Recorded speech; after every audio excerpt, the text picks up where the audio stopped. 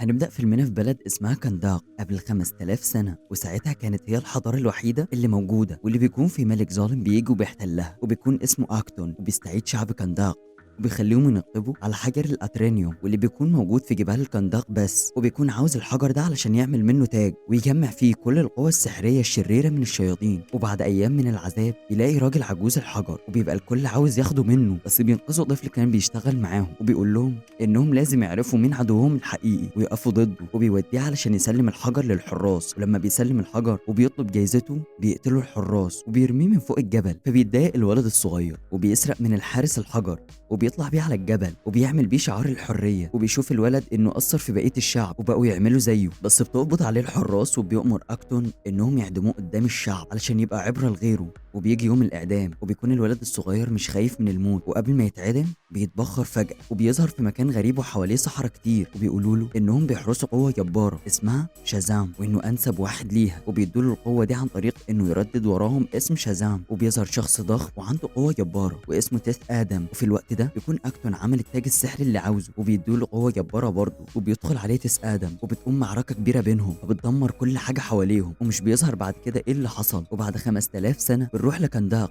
وهي في الحاضر، وبتكون كنداق برضه محتلة من مرتزقة دوليين، وبنشوف أدريان واللي بتكون عالمة في تاريخ كنداق وعرفت تحدد مكان التاج السحري، وبيروح معاهم أخوها كريم وأصحابهم سمير وإسماعيل. ولما بيوصل لمكان التاج بتخش أدريان مع سمير وإسماعيل وأخوها بيستناهم في العربية، وبتخش أدريان المعبد وبتلاقيه مليان رموز وأشكال غريبة. وبيكون كريم قاعد في العربية وبيسمع أغاني، وفجأة بيشوف سمير وهو واقع من فوق الجبل وبيروح يشوفه وبيلاقيه مات. وفي الوقت ده بتكون أدريان وصلت لمكان التاج مع إسماعيل، ولما بتمسكه بيظهر فجأة المرتزق علشان ياخدوا التاج منها، وبتفكر أدريان إنها تهرب منهم فبيهددوها إنهم هيقتلوا أخوها، فبتستسلم. وقبل ما تديهم التاج بتلاقي كلام محفور على الأرض وإنها ممكن تستدعي شخص قوي جدا يساعدها، وبتقرأ أدريان التعويذة واللي بسببها بيظهر تيس آدم تاني.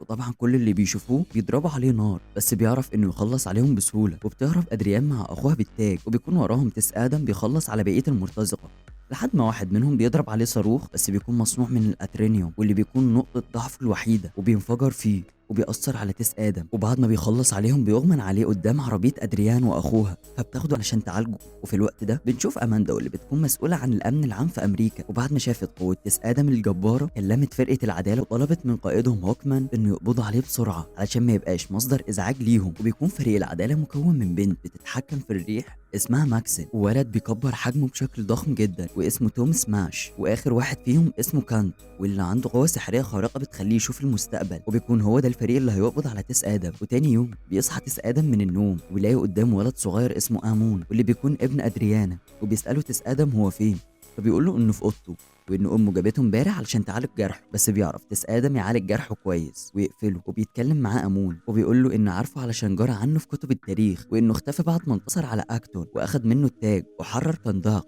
وبيقول له ان كنداق محتله برضه ومحتاجه بطل علشان يحررها ويدافع عنها. بس تيس آدم بيقول له انه مش بطل، وبيبان عليه انه حزين لما بيعرف انه كان قاعد في ثبات لمده 5000 سنه. وبيطلع يتكلم مع اماندا علشان هي اللي قالت التعويذه، وبيسالها عن طريقه ترجعه بيها، بس هي بتقول له انها استدعته علشان ينقذ المدينه. بس بيقول لها برضه انه مش بطل وبيسيبها وبيطير بره الشقه. وطبعا الناس لما بيشوفوه وهو طاير بيكونوا خايفين ومستغربين من اللي شايفينه. وبيكون امون خرج وراه على طول واخد اللاسلكي بتاع واحد من المرتزقه، وبيقول لهم ان بطل كنداق رجع لها تاني، وبسبب انه اخد لاسلكي بتاع حارس فبيعمل مشكله وبيكونوا عاوزين يقبضوا عليه. بس بتيجي امه علشان تاخده، بس بيكون مطلوب القبض عليها هي كمان. ولما بيشوفهم تيس آدم بيروح علشان ينقذهم وبيقدر يخلص عليهم بكل سهوله وبينقذها هي وابنها. وفي الوقت ده بيوصل فريق العداله وبيروح يتكلم معاه هوكمان وكانت، وبيحاولوا يقنعوه انه يسلم نفسه من غير عنف. بس تيس آدم بيقول له انه بيحب العنف، وبتقوم معركه ما بينهم شديده جدا بالرغم من انهم فريق مكون من 4 اشخاص وعندهم قوه خارقه. بس قبل ما ينتصروا عليه بيوريهم تيس آدم جزء من قوته الحقيقيه وبيقدر يهزمهم كلهم. وبعدين بتروح تتكلم معاهم ادريانا وبتقول لهم ان تيس آدم شخص كويس وانه هو اللي حرر كنداق زمان وانه بطلهم الحقيقي، وغيرهم محدش سأل فيهم لما المرتزقه احتلوهم وقتلوا جوزها.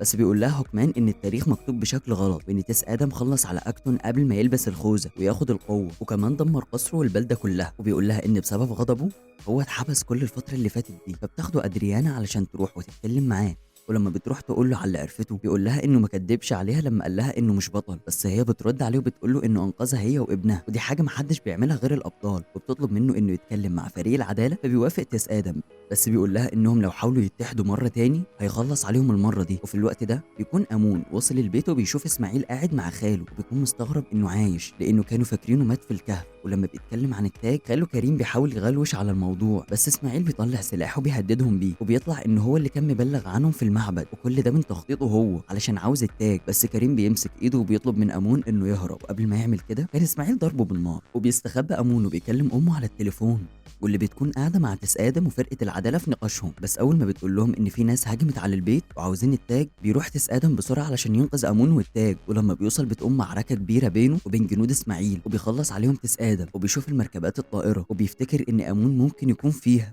بس بيكون امون مع اسماعيل وبيهربوا منهم في عربيه نقل. وبيكون تيس ادم بيدور في كل المركبات وبتساعده كمان فريق العداله، ولما مش بيلاقيه يجيب هوكمان اتنين من اللي سايقين المركبات الطائره علشان يستجوبهم، فبياخدهم تيس ادم وبيطير بيهم في الجو علشان يستجوبهم، ولما واحد مش بيرضى يجاوب بيرميه، بس بيعرف من التاني مكان امون. ولما بينزل بيتخانق معاه هوكمان علشان قال له كذا مره ما يموتش حد، بس بيرد عليه تيس ادم وبيقول له انه بيعمل اللي شايفه صح وبس. فبيستفز هوكمان وبيتخانقوا مع بعض لحد ما تيس ادم بيضرب المكتب وبيتعور، فبيعرف ان امون مخبي التاج في المكتب، وبيقعدوا مع بعض علشان يشوفوا هيعملوا ايه في التاج. فبيقول لهم تيس ادم ان انسب حل ليه انهم يدفنوه تحت الارض علشان في قوه جباره، بس ادريانا مش هتديهم التاج غير لما يرجعوا امون. فبيقرروا انهم يروحوا للمقر اللي فيه اسماعيل ورجالته، وبيحط هوكمان خطه للاقتحام، بس تيس ادم مش بينفذها، وبيروح يخلص على خط الدفاع كله لوحده، بس مش بيقدر يعدي من غرفه الحجز لانها معموله من الاترينيو نقطه ضعفه الوحيده.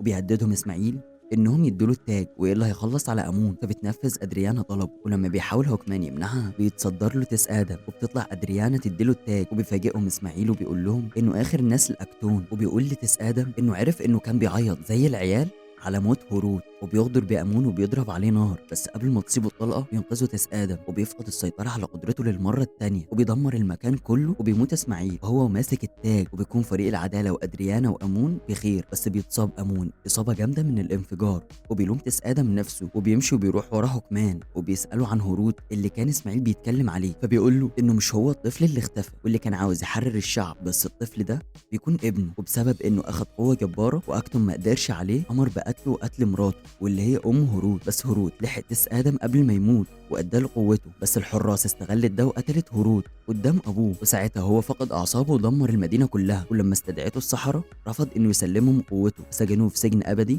لغايه ما ادريانا حررته. وبيقول له هوكمان انه مستعد دلوقتي يتخلى عن القوه بتاعته، واول ما بيقول شازام بيرجع لشكله الاصلي قبل 5000 سنه، وبيطلب من هوكمان انه ما يخليهوش يستخدم الكلمه دي تاني. وبياخدوا هوكمان للمقر السري بتاعها، وهناك بيدخلوه في اجهزه علشان يكون في حاله ثبات تام، وبيحطوا له كمامه علشان لو فاق ما يعرفش يقول اسم تاني. وبيكون في الوقت ده اماندا مع ماكسن وبيكتشفوا معنى الكلام اللي على التاج، وان اسماعيل ما ماتش، وان الطريقه الوحيده انه ياخد القوه السحريه الشريره بتاعه التاج وانه يموت ويروح الجحيم، وهناك هياخد القوه السحريه. وفعلا ده اللي بيحصل، وبياخد اسماعيل كل القوه السحريه الشريره لما بيقول اكتون، وبيرجع تاني للحياه وبيطلع في شكله الجديد وعنده قوه رهيبه. ولما بيشوفوا فريق العداله يروحوا علشان يحاولوا يوقفوه، بس بيكون كيت عارف ان محدش هيقدر عليه غير تيس ادم، وبيمنعهم من الدخول علشان لو دخلوا هيموتوه. وبيروح يواجه اسماعيل اللي بقى اكتون لوحده، وبيستخدم قوه التخاطر اللي عنده، وبيتكلم مع تيس ادم واللي بيكون فاكر انه مات وشاف عيلته، بس بيستخدم قوته وبيحرره. وبيكون في الوقت ده اكتون خلص على كات وقعد على العرين بتاعه وفتح بوابه العالم السفلي وخرج منها جيش هياكل عظميه، وبيتصدى لهم ادريانا واخوها بعد ما ماكسن عالجته. وبيكون امون عاوز يحارب معاهم، بس امه بتقول له انه يحارب بطريقته ويروح للناس ويجمعهم ويخليهم يندهوا على تيس ادم ويخلي ثقتهم بنفسهم تزيد، وبياخدهم يوديهم عند امه علشان يساعدوها، بيواجهوا جيش الهياكل معاهم.